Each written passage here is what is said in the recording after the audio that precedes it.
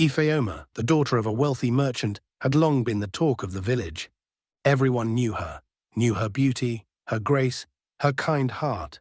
But behind her calm, composed exterior, Ifeoma held a secret that no one suspected.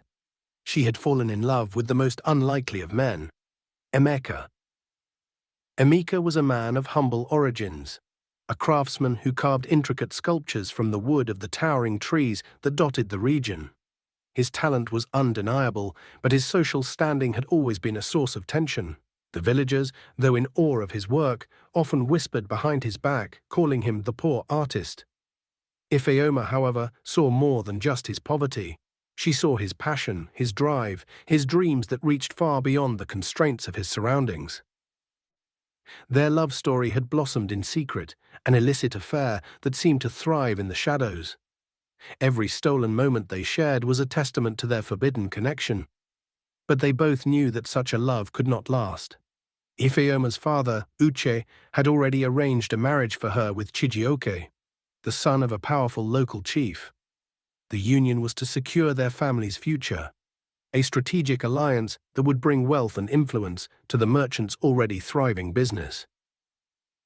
Chijioke was everything Emeka was not: rich, powerful, and connected. He had no shortage of admirers, but his interest in Ifeoma was driven by his own ambitions. He wanted her not out of love, but as a pawn in his rise to prominence. Ifeoma, torn between the man she loved and the expectations of her family, felt trapped. She had always been obedient, following the rules laid out before her. But in Emeka's arms, she felt free. She felt alive. One evening, as the village prepared for the annual harvest festival, Ifeoma met Emeka at their usual meeting spot, a secluded grove by the river.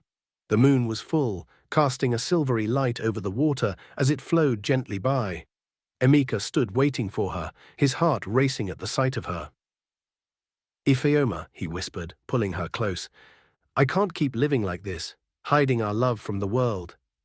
You're meant to be with me, not him." Tears welled up in Ifeoma's eyes as she clung to him. "I want to be with you, Emeka. But my father, my family, they won't allow it.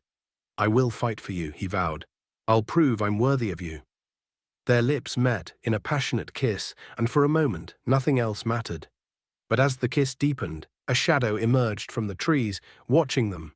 It was Chijioke. "Ifeoma," he called out, his voice laced with anger. "What is this? Are you betraying me?" Ifeoma froze, her heart pounding. She pulled away from Emeka, her face pale with shock. Chijioke stormed towards them, his fists clenched. "You've been with him all this time?" Chijioke spat, his eyes burning with rage. "You think I wouldn't find out?" Emeka stepped forward, his chest puffed out with defiance. "It's not what you think, Chijioke. Ifeoma and we are in love." The air crackled with tension as Chijioke laughed bitterly.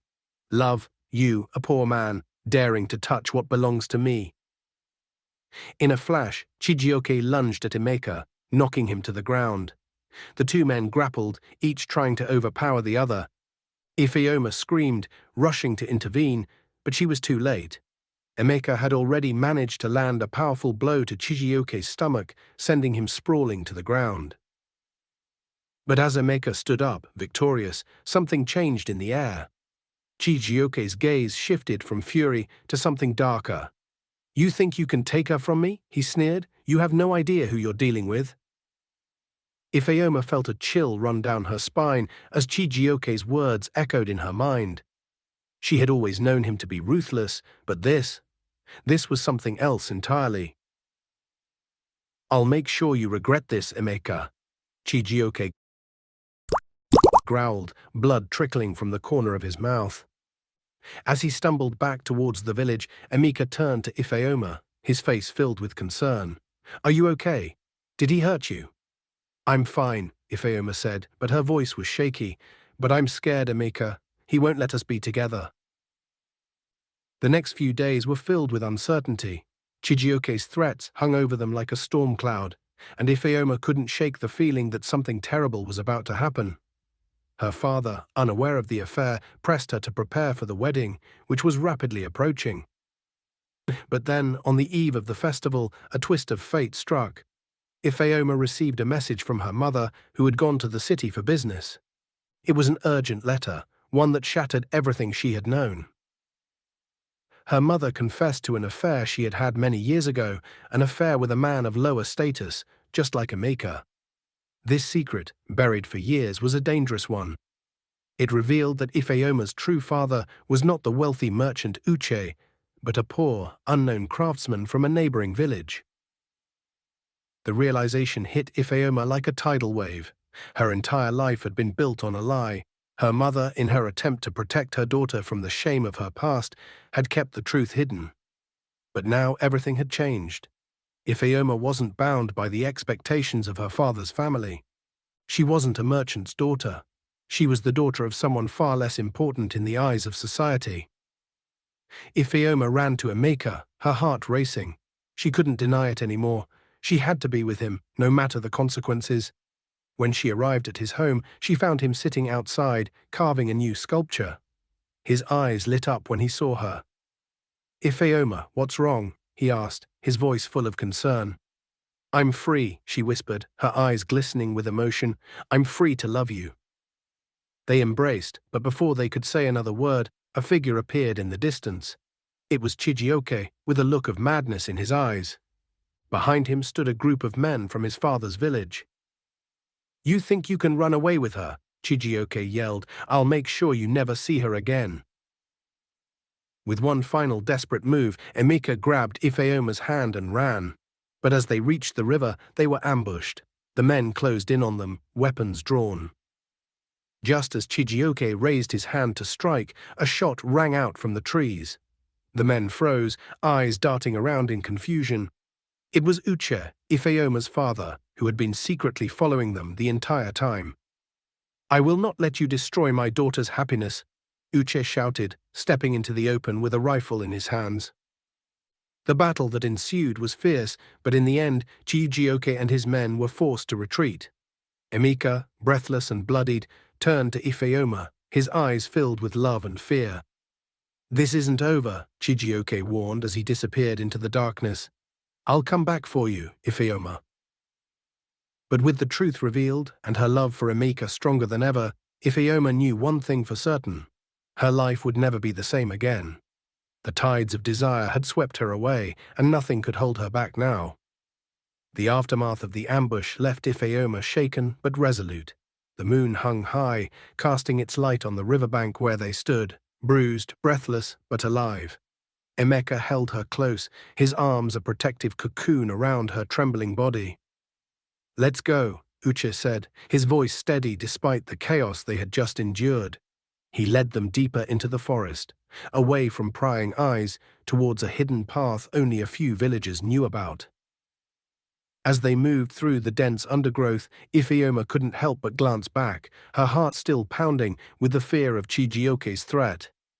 But Emeka squeezed her hand reassuringly. They had faced worse tonight and survived.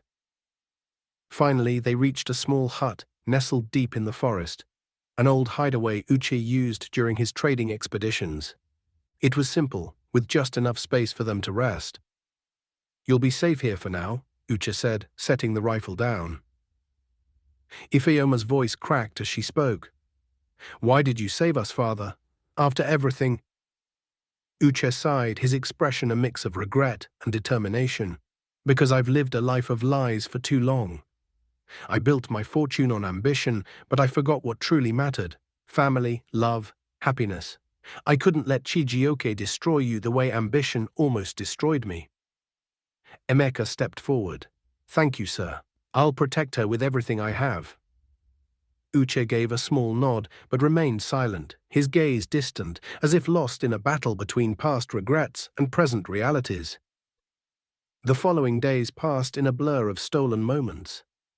Ifeoma and Emeka found solace in each other, their love growing deeper in the quiet sanctuary of the forest. They talked about dreams they never dared to speak aloud, building a life together far from the village's expectations. But their peace was short-lived.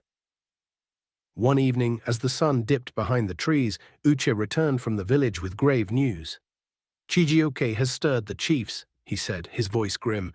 He's claiming you both have dishonored the community. They're preparing to send men to capture you. Ifeoma's heart sank. We have to leave, she whispered. There's one way, Uche said, hesitating. The river leads to another village, far from Chijioke's influence. It's dangerous, but it's your best chance. That night, under the cover of darkness, Ifeoma, Emeka, and Uche prepared to leave. The river was wild, its currents unpredictable, but they had no choice. As they pushed their small canoe into the water, the air was thick with tension. Uche stood at the shore, his eyes filled with a mixture of pride and sorrow. Go, he urged, and never look back. Ifeoma hugged him tightly, tears streaming down her face. I'll never forget you, father. Emeka nodded, his voice steady. We'll make it. For her. For us. With one final push, they set off into the darkness, the sound of rushing water drowning out everything else. Halfway through their journey, the river's currents grew stronger, and the canoe rocked violently. They struggled to stay afloat, their hope clashing with the unforgiving forces of nature. Suddenly, out of the darkness, a figure appeared on the riverbank, holding a torch. It was Chijioke. His eyes gleamed with triumph as he shouted, "Did you really think you could escape me?" A group of armed men emerged behind him. The betrayal was complete. Chijioke had known their route all along, and someone in the village had tipped him off. Ifeoma's breath caught in her throat. No. How? Emeka's jaw tightened. It doesn't matter. We fight. The canoe wobbled dangerously as Emeka and Ifeoma leapt onto the riverbank, ready to face their pursuers. Uche's rifle was their only weapon, and Emeka gripped it tightly. A fierce battle ensued. Chijioke's men charged, their weapons gleaming in the torchlight. Emeka fought with everything he had, driven by his love for Ifeoma. But the odds were against them. In a sudden twist of fate, one of Chijioke's own men turned against him. Enough, the man shouted. This isn't justice, it's madness. The rebellion within Chijioke's ranks spread quickly. Men who once followed him out of fear now saw through his greed and ruthlessness. Chijioke, enraged, lunged at Emeka one last time. But this time Emeka was ready. In one swift motion, he disarmed Chijioke and stood over him, the rifle aimed at his chest. Do it, Chijioke spat. Finish it. Ifeoma stepped forward, her voice strong. No, we're better than this. Emeka lowered the rifle, his hands trembling. You're not worth it, he said. Chijioke was dragged away by his own men, his reign of terror finally over. As the first light of dawn broke over the horizon, Ifeoma and Emeka stood by the river, their hearts heavy but hopeful. They had survived the storm, and with Chijioke's power broken, they could finally dream of a future together. We made it, Ifeoma whispered, her hand in Emeka's. We did, Emeka replied, pulling her close, and now we'll build a life where love isn't a secret, but a promise. Their journey was far from over, but with every challenge they had faced, their love had only grown stronger. Together they would face whatever came next, free at last. The end.